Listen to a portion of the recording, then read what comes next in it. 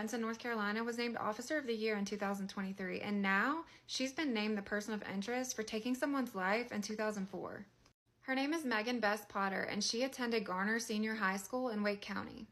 On January 6, 2004, Josh Davis, who also attended Garner High School, was found dead on the side of the road.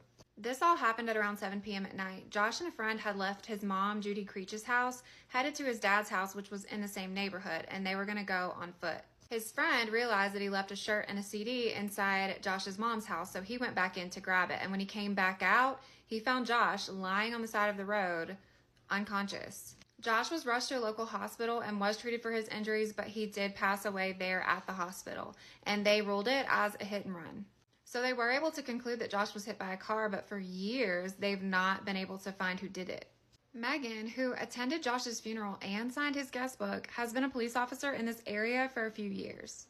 In 2010, Megan and her husband had split, and her estranged husband saw a segment on TV about Josh and reported Megan as a suspect.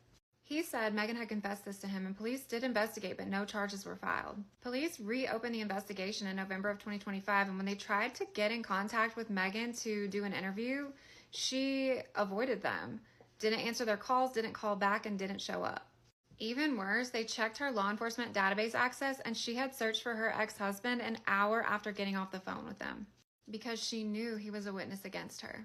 So they issued some search warrants, and they named her their person of interest. No charges have been filed yet, but she has been placed on administrative leave. In South Jordan, Utah yesterday, this man inflicted multiple sharp force injuries on his girlfriend, and she got away and drove herself to the hospital and survived. Okay, this all happened in an apartment that the two shared together, and the victim's name has not been released. This started as an argument that escalated, and the victim actually left and then came back to get her prescription glasses, and that's when everything else occurred. He actually got on top of her to keep her from leaving and put both hands on her neck. Once she was able to break free from that, he went to the kitchen, grabbed a sharp force object from the block that was in the kitchen, and told her that he was going to go to jail for taking her life. She received 6 sharp force injuries and somehow broke free and called 911 while driving herself to the hospital.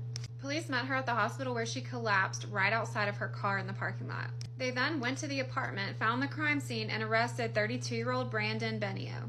I did find that Brandon also has a 2022 prior for criminal mischief and violence. This is a DV situation that escalated and could have been even worse. If you're in a situation like this or you know someone that is, please reach out for help. There are resources available. In South Jordan, Utah yesterday, this man inflicted multiple sharp force injuries on his girlfriend, and she got away and drove herself to the hospital and survived. Okay, this all happened in an apartment that the two shared together, and the victim's name has not been released. This started as an argument that escalated, and the victim actually left and then came back to get her prescription glasses, and that's when everything else occurred. He actually got on top of her to keep her from leaving and put both hands on her neck. Once she was able to break free from that, he went to the kitchen, grabbed a sharp force object from the block that was in the kitchen, and told her that he was going to go to jail for taking her life. She received 6 sharp force injuries and somehow broke free and called 911 while driving herself to the hospital. Police met her at the hospital where she collapsed right outside of her car in the parking lot. They then went to the apartment, found the crime scene, and arrested 32-year-old Brandon Benio. I did find that Brandon also has a 2022 prior for criminal mischief and violence. This is a DV situation that escalated and could have been even worse. If you're in a situation like this or you know someone that is, please reach out for help. There are resources available. In Miami, Florida, a 79-year-old man has taken the life of his wife and his stepson. His name is Jose Vidal, and his wife and stepson were Eugenia and Jim. They all lived in a townhome together, and their neighbors described them as just your average family, no real drama happening, and that they would sometimes see Jose biking around the neighborhood. This all happened inside their townhome on April 18th, 2026, and it started as an argument over money. Allegedly, Jose's stepson had accused him of stealing a large sum of money and told him that he was going to be kicking him out of the townhome that day. Jose would later tell police that this triggered something inside of him because he had lost his home before and had nowhere to go. Both Jose's wife and stepson received multiple sharp force injuries, and surveillance video caught Jose going back and forth to the dumpster cleaning up. He originally told police that he had come home and saw the door open and was confronted by 2 unknown men who knocked him unconscious, and he didn't wake up until later. On Monday, April 20th, Jose's behavior was really odd. He got up, got on his bicycle, and rode to a nearby gas station to buy lottery tickets. He called 911 but didn't wait for them to get there and rode his bike to the hospital instead. At the hospital, he gave multiple stories, none of which were very consistent or made any sense. And then on Friday, April 24th, police responded to the townhome after some reports from the hospital and they found the bodies. Jose stuck to the home invasion story at first, but he finally did fess up and tell police what he had done. He also is quoted as telling police that the day that the families of the victims get justice will be the day that he dies. He's currently being held without bond and no court dates have been listed. Okay, today is April 28th, 2026, and I have some updates on the USF students that I had reported on a few days ago. Because their roommate has been arrested for taking their lives, and reportedly he used ChatGPT to help him. Zamil and Nahida were both doctoral students at the University of South Florida, and they went missing on April 16th. They were reported missing on April 17th by a mutual friend after not being able to find them or get a hold of them. On April 24th, Zamil's remains were found near Howard Franklin Bridge. And on April 26th, Nahida's remains were found in the Tampa Bay waterways near North St. Petersburg. Investigators found large amounts of splatter evidence in their apartment. They described them as two human-sized stains. And there was splatter evidence all over this apartment, including mixing of DNA between the suspect and the victims. There were clothes with spatter. The kitchen mat was found in the compactor covered in spatter. They also found trash bags and duct tape under their suspect's bed, matching what the bodies were wrapped in. Their suspect is Zadil's roommate, and his name is Hisham, and he's only 26. He has multiple prior arrests for misdemeanors like battery and for DV situations. Family members say that they had warned police before about his anger issues and about his delusions. It's also reported that Zamil had reported his roommate to the apartment complex management before because he was saying things like, "I am God," and acting out. Zamil's brother says that he described him as psychopathic. On Hisham's phone on April 13th, just 3 days before these two went missing, he had searched through ChatGPT things like what happens if human remains are put in a garbage bag and thrown in a dumpster. He also asked Chat how would they find out. Another search said how can you change the VIN number on a car without it being noticed? And then he ordered all the materials he needed through Amazon on his phone. His phone pinged him in all of the areas that were very incriminating, especially where the bodies were found near or around the time where they were found. And on April 16th, he ordered a late-night DoorDash delivery of things like cleaning supplies. So obviously he's been charged with taking both of their lives, and there's a multitude of evidence against him.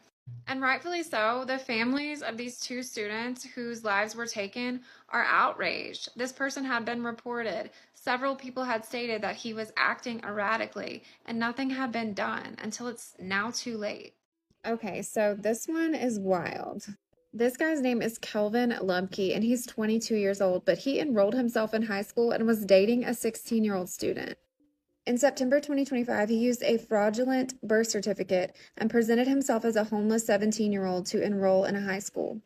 The high school was White Bear Lake High School in Minnesota. He even practiced with the football team. The school district released a statement saying that student safety is their top priority and that they used standard enrollment procedures. However, Kelvin is a registered offender as well. And he was actually on probation when he enrolled himself in this high school, a 22-year-old offender. His caretakers and family members say that he was adopted from Liberia when he was 5 and that he was mostly homeschooled, so he suffers from age dysphoria. They also said that they were not aware that he had enrolled himself in high school. After finding out, the police interviewed several female students at the high school, and several of them said that he had made advances at them or said inappropriate things. He's also accused of sending inappropriate photos to some females at the high school. He did gain some new charges this month, but get this. For this stunt so far, he's only been charged with forgery. I'm just over here wondering how many high schools in the United States have the same procedures and how many times this could potentially happen. In Butler County, Pennsylvania yesterday, a 26-year-old husband took the life of his 25-year-old wife and then went to a wooded area and took his own life. Their names are Ryan and Madeline. They were also high school sweethearts. Police responded to their home at around 1:15 a.m. yesterday, April 28, 2026. And this police response was because Ryan actually called his parents and told them what he had done. He also told them that he had walked to the woods near his home and that he was going to be taking his own life. His parents immediately called 911 and police immediately responded. They did find Madeline inside the home with multiple GSWs. There was a large search for Ryan, including multiple police departments and thermal imaging drones, and they did find him in a wooded area near his home. He had also taken his own life via GSW. Some reports online are listing the home as Madeline's father's home and that Madeline and Ryan lived there. Both Madeline and Ryan went to Seneca Valley High School, and Ryan graduated in 2018 and Madeline graduated in 2019. They were literally high school sweethearts. They went to prom together and did all of the high school things that they could together. They did attend separate colleges, but they stayed together, got engaged, and ultimately got married. From what I can find, it looks like they actually were married for about 19 months before this happened.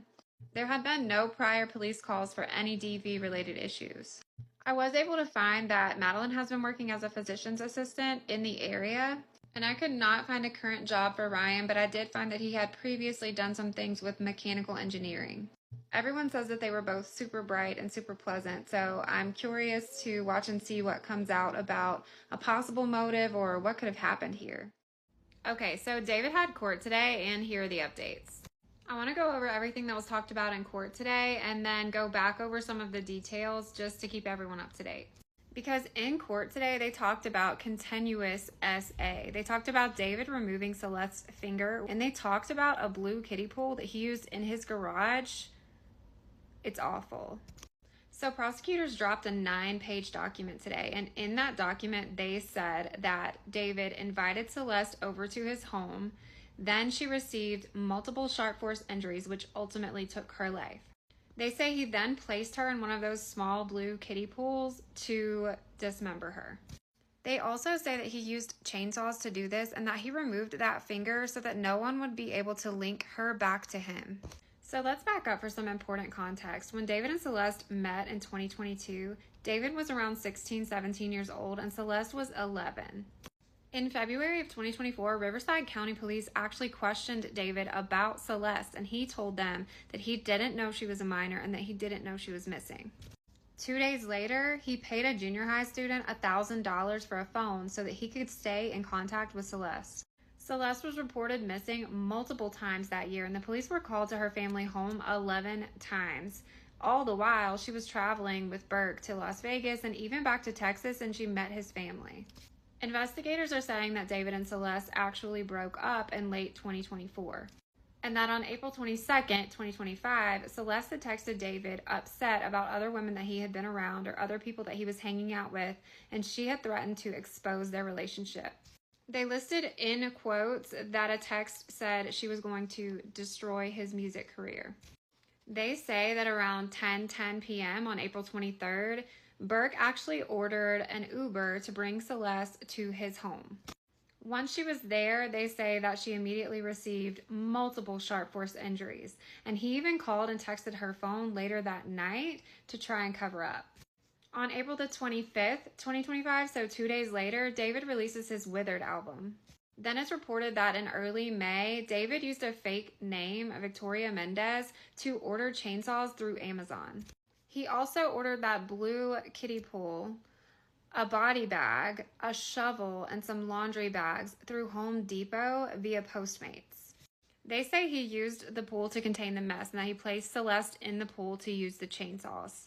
They also state that there were blue fragments from that pool in some of her wounds that had gotten left behind. And they say they found her DNA in red splatter samples from the garage. There's not a lot of detail about why she stayed in the car, but they do say that in May he drove out to Santa Barbara County to dispose of her remains. They also say that people around him had questioned him about the smell and he had lied about what it was. In December of 2025, that's when Steve Fisher was hired, and he found the unopened chainsaw, a burn cage incinerator that David had ordered, and some other incriminating evidence. And as we know, David has been arrested and charged with taking Celeste's life. And on April 23rd, 2026, we found out that they had found multiple files of child material on his phone. This 9-page briefing was filed today in court, and his next court date has been pushed to May 26th. His charges are still listed as first degree for taking her life, lying in wait for the way that he lured her over, and taking her life to preserve his career or for financial gain. They also charged him for the dismemberment and for the continuous SA of this child. And thinking back to when this all first came out and they found her in the Tesla, I just remember being appalled at the fact that David was still on tour. He was still doing all of these things to make money. He was still out in the public pretending like nothing had happened. At the very least, he was in a relationship with her, and they found her remains in his car. The way that he just went on with his life is completely disgusting to me. In Florida, an 82-year-old man and his wife had made plans together to take their own lives, and now the man has been arrested for taking his wife's life. Vincent Freya is 82 and a retired school bus driver from Massachusetts living in Groveland, Florida. And his wife's name was Evelyn Freya. She was 84. And per the grand jury indictment, they believe that Evelyn passed away between April 14th and April 19th. On April 19th at around 9:05 p.m., police responded to a well-being check at their home because no one had heard from Evelyn. They found Vincent sitting on the couch with a blank stare, and he was covered in red splatter. He also had self-inflicted sharp force injuries to both arms. They then went into the couple's bedroom and they found Evelyn on the bed, and she had received multiple blunt force injuries. According to reports, these were inflicted with a hammer. And the medical examiner said that she had been no longer living for at least 24 hours. And a neighbor's daughter told police that she knew of this couple talking about taking their own lives previously. She said they had been talking about a pact as far back as March. The couple's daughter says that Evelyn had been recently having declining health and been in and out of the hospital, and that the two had been having several verbal arguments. Vincent has been arrested and charged and has no bond, and his next court date will be May 18th, 2026. This woman is reporting that she went in to have plastic surgery and she was SA'd while under anesthesia by the doctor. She had to have emergency surgery to repair her uvula, and Miami PD just closed the case. So she's taken to social media to look for other victims. Meanwhile, this doctor, his photo and all of his information is still on the website for the surgery center as he's still working.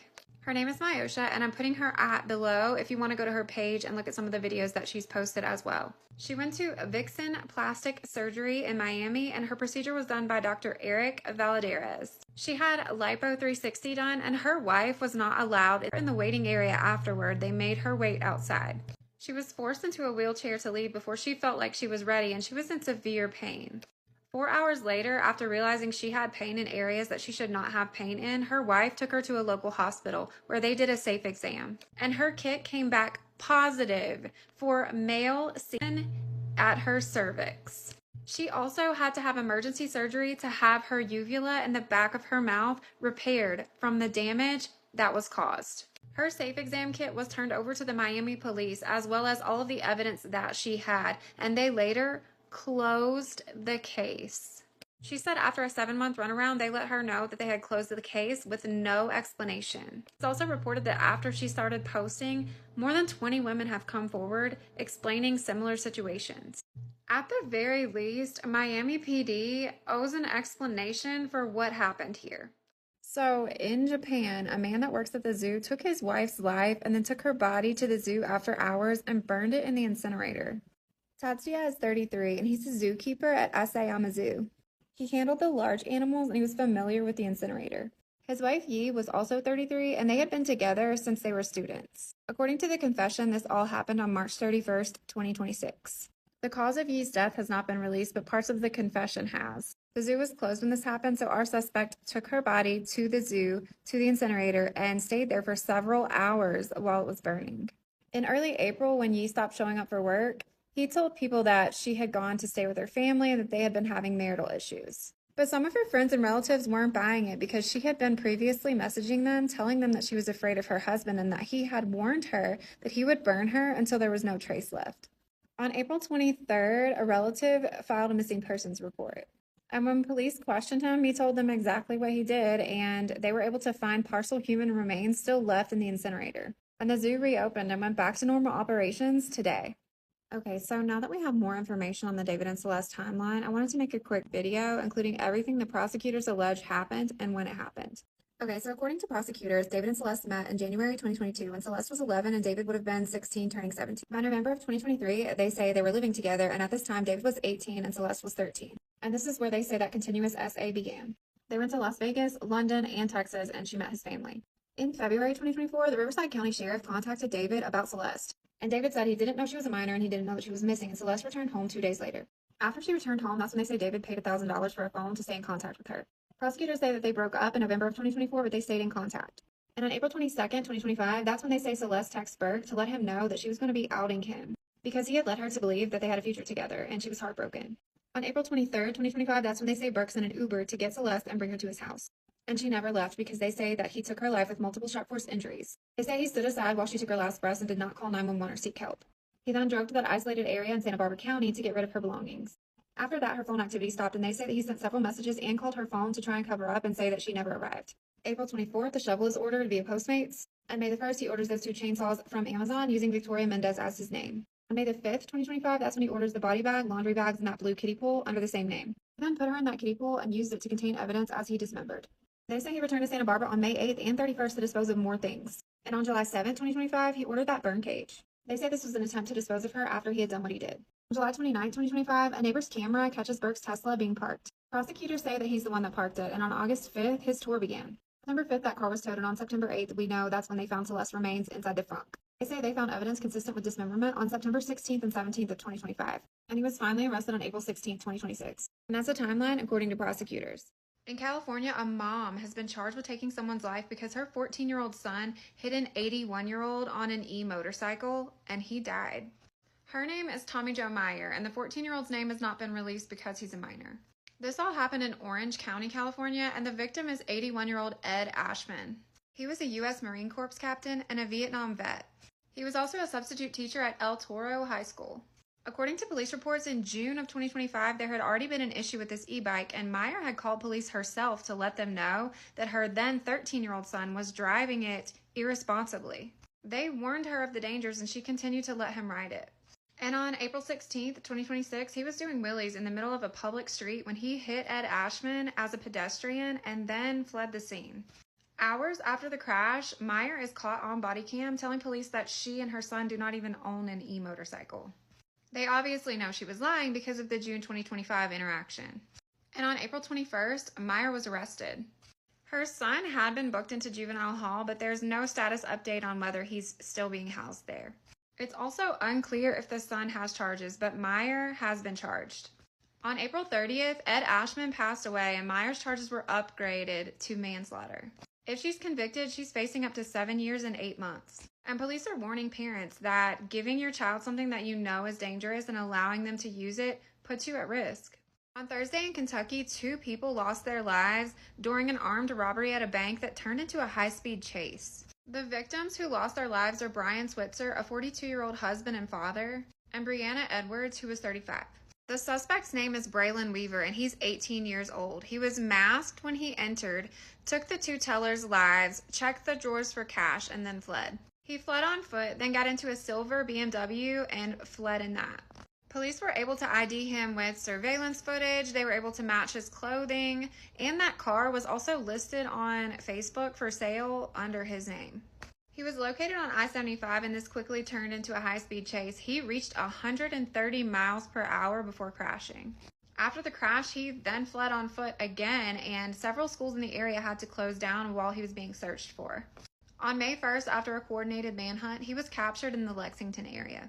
This 18-year-old has no prior criminal history, but he is facing several federal and state charges. And he also posted on social media a post that said, "I pledge allegiance to the bag," just hours after taking 2 people's lives. However, police say that there was no money actually taken from the bank.